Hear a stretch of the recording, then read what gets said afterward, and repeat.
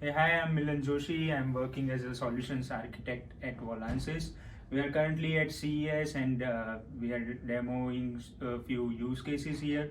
So this is one of the demo of age analytics using AI and ML, right? So what we have done is we are continuously monitoring the condition and detecting anomalies, right? So what we have done is we have used the Amazon AWS SageMaker to train the model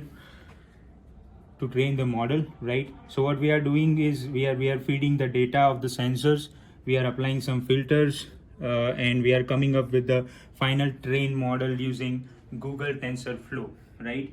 We then convert that model to the TensorFlow Lite so that it can be deployed on a small embedded hardware like this.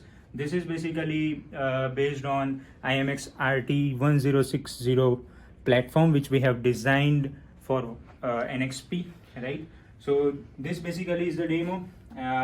This board typically is connected on top of this, right? Which and this is the blower kind of a device, which the board sends the accelerometer data and detects if there is any anomaly, right? And basically the live status is updated on the cloud so that the user can have hold of the situation, right? So we can avoid any unexpected failures in the field, right? So let me show you. So I have now turned on the blower on, right? So as you can see, the current status is healthy. Its name is red, right? And as long as I block the airflow, right, it detects the anomaly.